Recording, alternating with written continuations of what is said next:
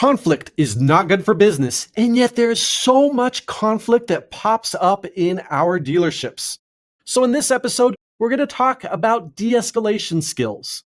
We're going to use some simple de-escalation techniques that you can train your employees in and use yourself to de-escalate conflicts in your dealership and keep the focus on selling cars. All this in our next episode of Down Payment, the podcast for used car dealers.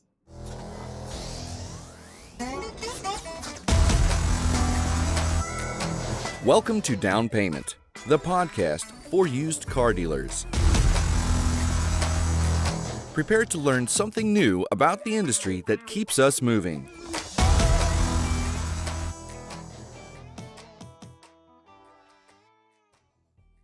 Check out all our podcast content on our social media channels. We are at Down Payment Podcast on YouTube, Down Payment Podcast on Instagram, and Down Payment Pod on X. Welcome back. In this episode, we're talking about something that is not our favorite thing about working in the car business, and that is conflict. There is a lot of potential conflict in this industry, and anyone that's spent a lot of time in this industry has been through a lot of conflicts. It's conflicts with customers, it's conflicts with employees, it's conflicts with vendors, and it can get really tiresome. But the worst part is conflict is bad for business. It is hard to sell cars effectively when you've got a mad customer or a mad employee or a mad vendor angrily raising a ruckus in your dealership. And yet it's understandable why there's so much conflict in the industry, simply because these are big ticket purchases for our customers. They have expectations. Sometimes those expectations are reasonable. Sometimes those expectations are unreasonable. But nevertheless, we have to work through them. Employees, the same way. There's emotions. These jobs are valuable to people, and yet they are difficult jobs. And there's just a lot of inherent conflict that is found in this industry. And the same goes with vendors as well. But we have to work through it, and we got to work through it in a way that is efficient and effective for our business, efficient and effective for you as dealers. And to do that, we need to learn a little bit about de-escalation skills. Now, de-escalation skills, it's important to understand what they are and what they are not. De-escalation skills are just a collection of interpersonal communication skills that we use every day to sell cars, to communicate with people, to market with people, to talk to people on the phone, to collect money.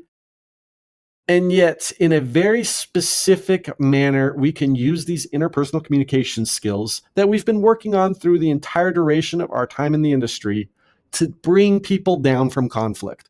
Whether it's reasonable complaints or unreasonable complaints, we can use these skills. Now, what these skills are not, it's not something magical. It's not something that you say the right little combination of words and suddenly there's no conflict and people are happy again.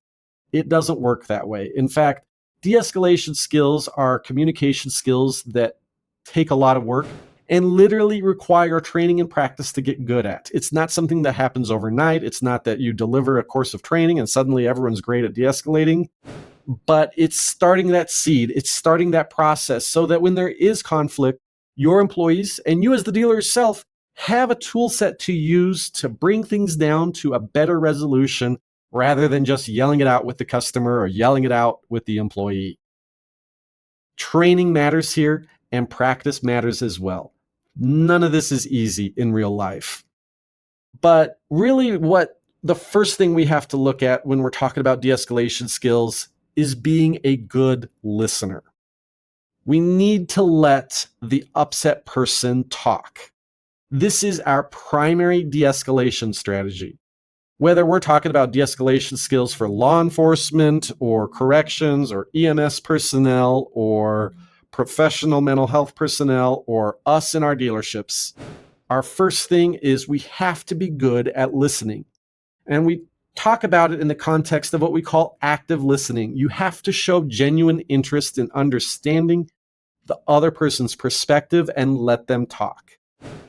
And we let them talk as long as necessary because they start out at a high level of agitation. If they're starting up way up high, good rational thought processes aren't working well. At a high level of agitation, people aren't thinking really well. They're not using their best logical, rational minds.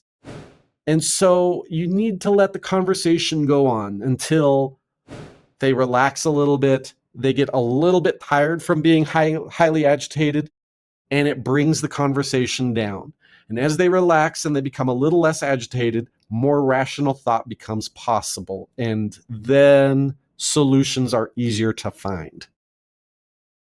But in order to do that, you need to be able to continue that conversation in a way that doesn't make the person more angry. That's where real de-escalation, active listening takes place. You need to show interest. You need to ask questions. You need to make sure that they understand that you're taking them seriously and you're listening to them. Super, super, super valuable technique. Just extend the conversation with an agitated person. Let them talk. Show genuine interest. And you'll see things slow down and they become more understanding. The second thing that we have to be mindful of is to not personalize the conflict. Make something else the bad guy. So what does this mean? Well, if I said, you can't do that, you can't have a refund, you can't have the day off, you can't have a vacation day, you can't, fill in the blank. I am making it very personal. I am saying what they cannot do. Versus make something else the bad guy. Our policy says that we can't do that. I am sorry, but our policy, we have to follow our policy here. We're really rigid with our policies. Or if it's something that's legally related, it's always awesome to be able to reference the law. The law says I can't do that. I understand. I am sorry, but the law says that. Whatever you pick, it's good to have something else to redirect to that is neutral, that can be the bad guy. The policy can be the bad guy. Our training manual can be the bad guy. Our employee handbook can be the bad guy. Our contract can be the bad guy. Instead of me personally making it coming from me, the bad news, that makes me the bad guy, and it can really inflame people. It makes it personal. And then as part of all of this, in order to be effective at de-escalation, you have to keep your cool. You got to let someone yell at you, be angry, make ad hominem attacks, and yet not let it affect your internal calmness. De-escalation is only possible if you're not escalated yourself. Think of it as being the eye of the storm, just like a hurricane where the winds are calm in the center in the eye of the hurricane, but there's 100-mile-per-hour winds outside of the eye of the storm. You've got to be the same way. You've got to be calm and collected, even if there is anger and yelling and whatever going on around you. And then the last big piece of advice in de-escalating conflict is to always keep your word. Don't make promises that you don't intend to keep. Be honest without being inflammatory, but keep your word. If you say you're going to do something, you need to do it. If you're going to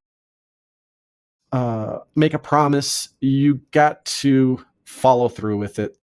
Otherwise, the following conflict afterwards is going to be even worse than the one you're dealing with at hand there. With that, that's some basic crash course in de-escalation, something that you can bring to your dealership, something that you can train your personnel on. It's simple stuff, but it's very valuable. And as much as you can de-escalate conflicts, you're going to be able to sell more cars as a result. And with that, it's been another episode of Down Payment, the podcast for used car dealers. Check out our podcast on all our social media channels. We are at Down Payment Podcast on YouTube, Down Payment Podcast on Instagram, and Down Payment Pod on X.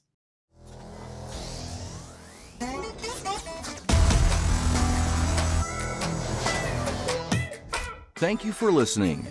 Down Payment, the podcast for used car dealers, is a production of Meta Financial Services Incorporated.